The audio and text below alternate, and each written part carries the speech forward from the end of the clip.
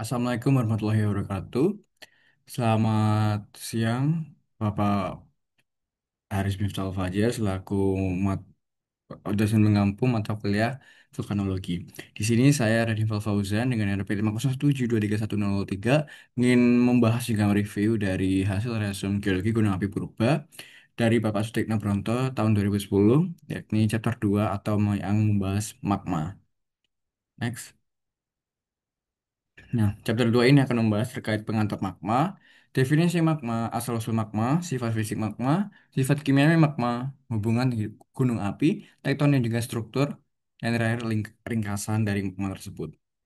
Yang pertama, ingin membahas pengantar magma. Magma itu apa sih? Yakni magma itu sebagai unsur utama yang menggerakkan proses gunung api atau vulkanologi, dan gunung api merupakan saluran alami tempat keluarnya magma ke permukaan bumi.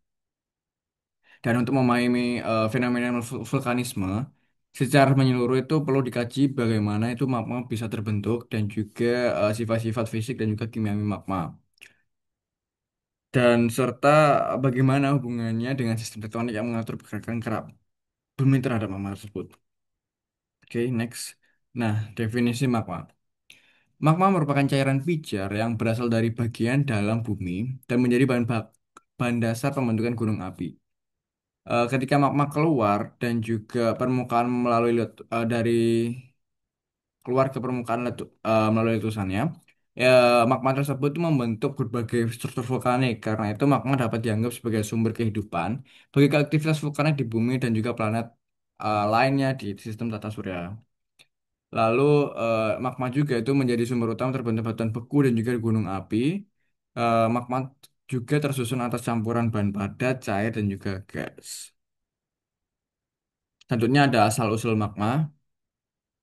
Asal-usul magma itu berhubungan erat dengan sumber panas bumi yang berasal dari proses radioaktif dan juga dinamika tektonik itu sendiri. Lalu kombinasi tekanan tinggi dan juga suhu ekstrim di dalam bumi itu menyebabkan batuan itu mengalami pengemburan sebagian hingga membentuk magma tersebut dari batu. Lalu panas internal bumi menjadi penyebab utama pembentukan magma yang dihasilkan oleh yang pertama peluruhan unsur radioaktif, yang kedua gesekan deformasi batuan, yang ketiga penujaman lempeng atau subductions, dan yang terakhir ada penambahan air dari sedimen laut dan juga batuan alterasi. Next. Nah, selanjutnya terdapat radioaktif magma. Dari radioaktif magma juga terdapat mekanisme magma terbentuk magma dengan hubungannya dengan radioaktif juga yang saya dapatkan dari jurnalnya. Lalu peluruhan unsur radioaktif itu merupakan mekanisme alami yang terus-menerus menghasilkan panas di dalam bumi. Panas yang dihasilkan ini secara perlahan itu menaikkan suhu batuan hingga terjadi peleburan sebagian dan juga menghasilkan magma di kedalaman tertentu ya, bisa dalam, bisa dangkal juga, bisa paling dalam di struktur bumi. Lalu panas akumulatif mencapai 800 sampai dengan 1000 derajat Celcius dan juga batuan itu mulai bisa melebur dari 800 sampai 1000 derajat Celcius. Lalu terdapat rumus yakni Q sama dengan massa dikali kalor jenis dikali delta T. Lalu selain radioaktivitas, peleburan batuan dapat terjadi karena gesekan antar lempeng tektonik ketika satu lempeng menunjuk ke bawah dan ke bawah lempeng lainnya seperti ini. Bawah. Lalu suhu dan juga tekanan tinggi di zona tersebut menyebabkan kerak bumi melebur menjadi magma yang kemudian naik menuju permukaan seperti ini. Salah satu lempeng menuju ke bawah dan juga terdapat suhu dan juga tekanan tinggi yang menyebabkan efek kerak bumi itu melebur dan menjadi magma di sini. Seperti itu. Selanjutnya terdapat sifat fisik magma. Magma yang masih cair bersifat dinamik, tetap mampu bergerak naik karena perbedaan tekanan juga density. Bila terjebak di kedalaman, magma membentuk batuan beku intrusi, sedangkan yang keluar membentuk gunung api aktif eh, berbagai pro, dengan berbagai produk erupsi. Lalu ada beberapa poin, yakni yang pertama, magma bersifat cair, kental pijar yang mengandung gas dan juga bersuhu tinggi. Lalu yang kedua, mudah bergerak kawan-kawan ke bumi, dynamic. gitu sifatnya. Lalu yang ketiga, jika membeku di dalam bumi, bahkan terbentuk batuan intrusi atau yang bisa disebut plutonik. Lalu jika luar permukaan, akan terbentuk batuan intrusi atau vulkanik seperti itu. Lalu selanjutnya magma dalam itu bisa jadi teksturnya itu holokristalin atau semua mineral itu membentuk kristal holokristalin. Lalu yang kedua, yang keenam terdapat magma dangkal itu bisa saja teksturnya itu avanitik atau porfiritik. Lalu selanjutnya pendinginan cepat itu bisa jadi magma tersebut itu terbentuk gelas vulkanik ataupun bisa dibilang amorf. Dan yang terakhir, jika pendinginan lambat, magma tersebut tuh merupakan bisa dibilang kristalisasi sempurna seperti itu.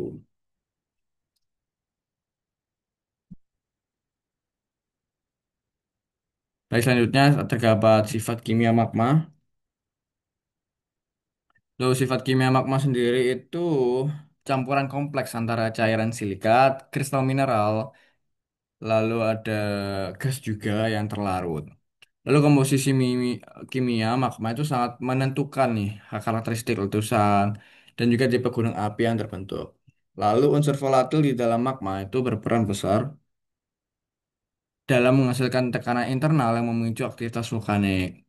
Dan memang juga terdiri atas tiga komponen. Yang pertama ini bahan cair yang berbentuk larutan silikat pijar. Lalu yang kedua bahan padat yang berbentuk eh, crystal mineral atau mineral kristal. Dan yang terakhir terdapat bahan gas, ya, unsur volatil seperti H2O, CO2 juga SO2. Lalu berdasarkan kandungan Si2-nya tersebut, magma dibagi menjadi yang pertama ada basa dengan SiO2 itu kurang dari 53%, yang bisa dibilang itu pikrit atau basalt, dan juga menengah dari 53 sampai 63%, bukan batuan andesit basal dan juga andesit biasa. Lalu selanjutnya ada magma yang asam lebih dari 63% itu menjadi dasit atau riolit. Dan yang terakhir semakin tinggi SO2 itu viskositas semakin tinggi dan juga suhu itu semakin rendah seperti itu. Oke, next terdapat sifat kimia magma. Kandungan silika SO2 itu merupakan parameter utama dalam menentukan sifat fisik dan juga kimia magma tersebut. Magma basa memiliki suhu tinggi, encer dan juga letusan yang cukup tenang. Sedangkan magma yang asam itu bersuhu lebih rendah jauh, memiliki sifat yang kental dan juga cenderung eksplosif. Berdasarkan kombinasi SO2 dan juga K2O-nya, seperti yang dijelaskan oleh Pesarillo dan juga Taylor 1976. Yang pertama ini ada low K series, ya termasuk tolate. Habis itu yang kedua ini alkaline series, itu bisa dibilang K menengah. Dan juga yang ketiga ini high K alkaline series. Dan juga yang terakhir ada Shoshonite series, dan itu K sangat tinggi. Lalu terdapat klasifikasi batuan yang di kanan merupakan gambar klasifikasi batuan gunung api menurut Pesarillo dan juga Taylor dari 1976. Oke, selanjutnya terdapat hubungan gunung api, tektonika, dan juga komposisi magma itu tersendiri. Jadi gunung api itu tidak muncul secara acak, tetapi mengikuti pola pergerakan lempeng yang tektonik. Jadi setiap zona tektonik, kondisi tekanan, suhu, dan juga kandungan air itu mempengaruhi jenis magma yang terbentuk saat karakter serta karakter letusannya. Jadi mengikuti tektonik dari zona tersebut, kondisi tekanan, suhu, dan juga kandungan air. Seperti itu. Lalu di zona pemekaran kerak tengah tengah samudra, itu terbentuk tekanan menurun menyebabkan batuan mantel meleleh sebagian dan membentuk mama basah. Lalu terusannya itu membangun kerak samudra baru dan juga menghasilkan lava yang berkomposisi basaltik dengan viskositas yang rendah. Lalu pembentukan magma juga ketika dikonvergen itu yang pertama terjadi di tepi benua akibat penunjaman kerak samudra ke bawah kerak benua. Dan yang kedua ini menghasilkan busur gunung api, arc volcanism. Dan yang ketiga terdapat komposisi magma yang umumnya itu andesitik atau menengah. Dan yang terakhir, contohnya itu ada di Indonesia, Jepang, Filipina, dan juga Amerika Selatan. Lalu eh, berbentuk di titik panas atau hot spring. Yang pertama ini terjadi akibat plume mantel naik vertikal dari kedalaman yang besar atau dalam. Yang kedua tidak selalu terkait batas lempeng. Yang ketiga magma basaltik sampai desitik atau bisa dibilang toled atau alkalin. Contohnya itu ada di Hawaii dan juga Kepulauan Samoa. Next, terakhir terdapat ringkasan. Magma merupakan campuran kompleks dengan komposisi fisik dan juga kimia yang beragam. Kombinasi kadar silika, alkali, dan juga gas itu menentukan perilaku magma, jenis batuan beku yang terbentuk, serta sifat letusan gunung api tersebut. Lalu, evolusi magma berlangsung melalui proses diferensiasi, pencampuran, dan juga kontaminasi. Perubahan ini membentuk variasi kimia dan juga fisik magma yang sangat menentukan jenis batuan beku serta pola vulkanisme di berbagai wilayah tektonik. Yang pertama nih, magma primer itu hasil perburuan dari mantel atau bisa dibilang peridotit. Lalu magma turunan itu hasil diferensiasi yang mulai dari basal sampai dengan andesit dan juga riolit. Dan terakhir terdapat magma campuran, itu hasil dari pencampuran antar jenis magma. Seperti itu. Ya, terima kasih. Jika terdapat kesalahan kata saya menjelaskan. Saya mohon maaf. Wassalamualaikum warahmatullahi wabarakatuh.